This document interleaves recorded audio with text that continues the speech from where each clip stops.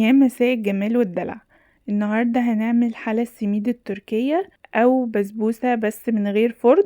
طعمها حلو قوي، سهلة وسريعة، ما بتاخدش وقت ولا مجهود. لو نفسك في حاجة حلوة تعمليها بسرعة، او جايلك ضيوف وحابة تعملي لهم حاجة سريعة مش هتاخد منك وقت وفي نفس الوقت طعمها في منتهى الجمال. يلا نشوف المكونات والطريقة بتاعتها. عندي كوبايتين من دقيق السميد الناعم، ونخلي بالنا ان دقيق السميد بيكون مختلف عن دقيق البسبوسة الجاهز. وعندي كوباية من الزبدة ونص كوباية من السكر، وطبعا السكر بيكون على حسب الرغبة. لو انتي بتحبي الحلويات مظبوطة يبقى هنكتفي بنص كوباية سكر، لو بتحبيها مسكرة شوية هتحطي كوباية سكر. وعندي كيس فانيليا. هنجيب طاسة على النار وهننزل بكوباية الزبدة، وهنسيب الزبدة لحد ما تسيح تماما ونتأكد ان هي ساحت خالص وما فيهاش اي كتل لحد ما توصل للشكل ده. هننزل عليها بكوبايتين السميد وهنفضل نقلب السميد مع الزبدة تقليب مستمر لحد ما ناخد لون ذهبي فاتح. نخلي بالنا واحنا بنقلب السميد ان يكون التقليب مستمر، يعني ما تسيبيهوش وتمشي لان هو ممكن يتحرق منك بسهولة. فهنفضل واقفين جنبه ونقلب تقليب مستمر لحد ما نوصل للون المطلوب. بعد ما نوصل للون الذهبي الفاتح هنبدأ ننزل على دقيق السميد بالسكر. نزلت بنص كوباية السكر وهبدأ اقلبها برضو تقليب مستمر مع السميد لحد ما يدوب خالص، وهيخلي دقيق السميد يكرمل ويبدأ يدي لون البسبوسة الذهبي الحلو. بعد ما وصلنا للون الكرملة بالشكل ده هنبدأ ننزل بكوبايتين ونص من المية المغلية. بس للأسف الخطوة دي ما تصورتش والكاميرا وقفت في الخطوة دي، معلش بعتذر جدا.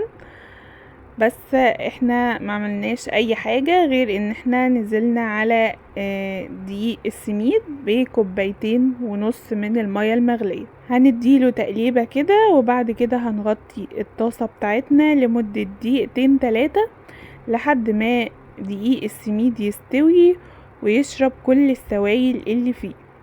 لو ما عندكيش غطا على قد الطاسة ممكن تغطيه بورق فويل. بعد دقيقتين 3 بدأت اشيل الغطا من على الطاسة، هلاقي السميد شرب كل السوائل اللي فيه.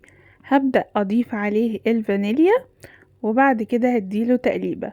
الفانيليا هتدي نكهة حلوة قوي للبسبوسة وكمان هتعزز طعمها. بعد ما قلبت هقفل بقى النار على الطاسة وهسيبها لحد ما تبرد، وهكون محضرة بولات صغيرة وعليها استرتش راب بالشكل ده. وهجيب السميد بعد ما برد شوية وهبدأ احطه على الاسترتش راب بالشكل ده. عايزة اشكله على شكل بولة، هيتشكل معايا بسهولة جدا. هضغط عليه بالمعلقة وهتلاقي الموضوع سهل جدا مفهوش اي مشكلة. ضغطت على البسبوسة بايديا بالشكل ده عشان اشكلها وتوصل للشكل ده. حطيت في النص قشطة. طبعا حشوة البسبوسة ممكن تتغير على حسب ما انتي بتحبيها، ممكن نحشيها ايس كريم، ممكن نحشيها نوتيلا، ممكن وايت شوكليت، اي حاجة بتحبيها. بس طبعا انا بحب البسبوسة جدا مع القشطة ففضلت حشوة القشطة. بعد كده هحط طبقة تانية من السميد بحيث ان هي تغطي القشطة، وبدأت اضغط عليها بالمعلقة ضغطة خفيفة كده. بعد كده هجيب الطبق اللي هقلب عليه البولة بتاعتي وهبدأ اقلب البولة وهتتقلب معايا بسهولة جدا. شكلها في منتهى الجمال. زينتها بشوية فول سوداني، ممكن تزينوها بشوية فستق، شوية مكسرات، شوية زبيب زي ما تحبي. قطعتها بقى عشان اوريكم شكلها من جوه وشكل القشطة وهي سايحة، بجد حاجة في منتهى الجمال. جربوها وبجد مش هتندموا، سريعة وبسيطة وطعمها حلو. اتمنى يكون الفيديو عجبكم، ما تنسوش اللايك والشير. كان معاكم إسراء، سلام.